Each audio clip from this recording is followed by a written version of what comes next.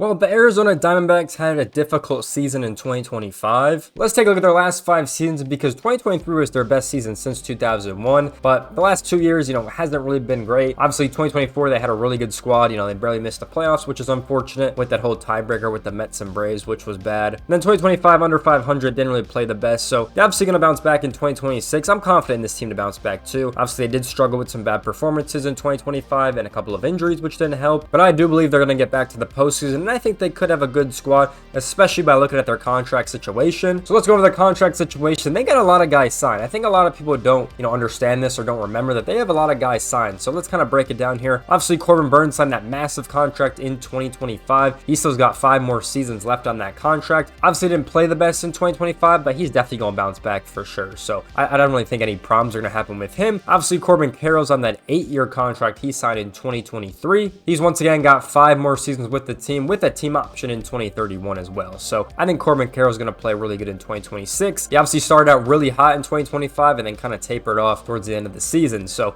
we'll see if he can get back there. Ketel Marte is going to stay with this team. There are a lot of rumors about him getting traded for some reason. I just don't see it happening. He was one of their best players, so I just would not trade him. He's also here for 5 more seasons, and then he's got a player option in 2031. So we'll see what happens with him. Adario Rodriguez, he's also on this team for 2 more years, and then he's got a mutual option in 2028.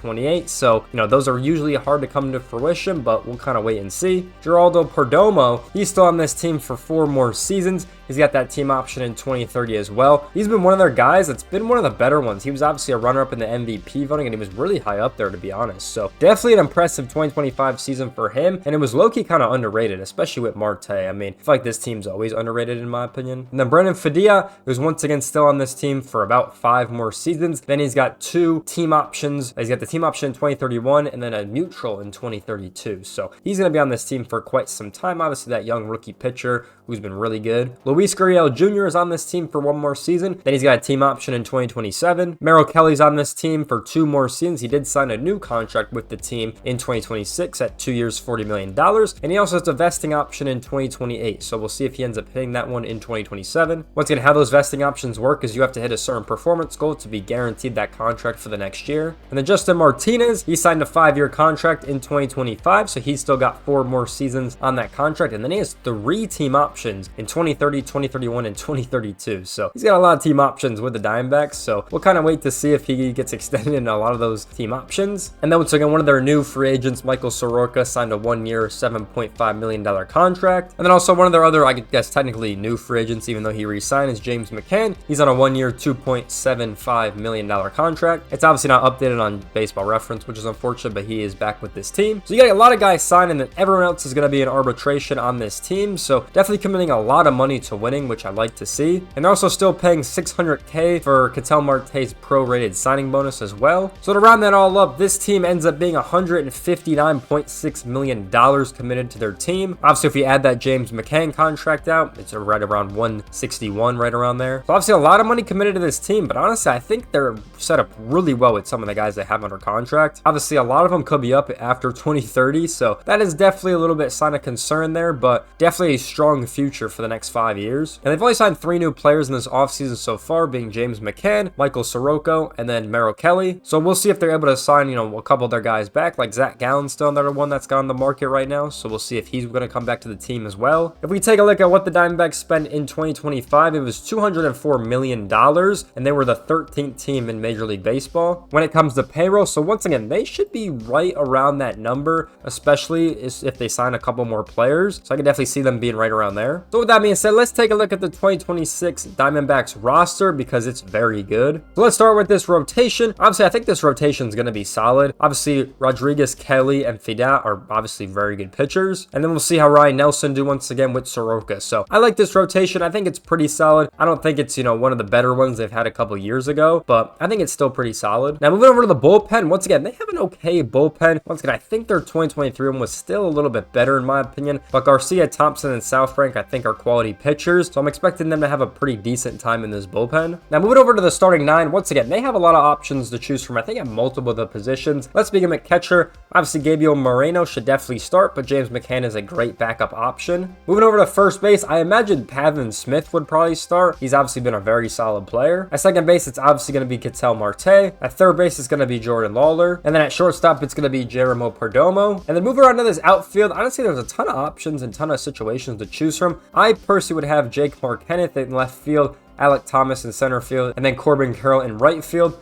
And then at the DH position, I would probably go Gurriel Jr. That's kind of how I would have this team laid out, and I think that's probably what they're going to do. But once again, there's a ton of options to choose from at the DH, and we know these teams use so many different, lineups nowadays. I mean, most teams have over 100 lineups, which is crazy. All my predictions are always subject to change, but let's take a look at the Arizona Diamondbacks top 100 prospects. They only have one player in the top 100, which is a little bit concerning. Obviously, you want to have a lot of prospects in your system, but they've also got a lot of free agent talent, so it's not the end of the world if you're a Diamondbacks fan. Now, coming in at number 66 is going to be Ryan Welschmidt. Now, he was drafted by the Arizona Diamondbacks in 2024 at pick number 31. And in 2025, he was definitely a solid player for sure. He batted a 289 in 134 games and even played better at the AA level than he did in high A, which is very impressive. And also had better stats in less amount of games played. So just a very impressive run that he had throughout AA. I mean, he had 27 doubles, 18 home runs, 78 RBIs, 140 hits in 2025. So definitely a solid player. And his ETA is 2027, which really makes sense because he could definitely play in AAA in the 2026 season and then maybe get the call up in 2027. We'll kind of just wait and see. But he's definitely a solid player, and that's the only player the Diamondbacks have on the top 100. So going over my prediction for the 2026 Arizona Diamondbacks, I definitely think they're going to have a good season. I definitely think 2025 was a little bit of a weird one for them because they definitely had some good performances all around. The pitching,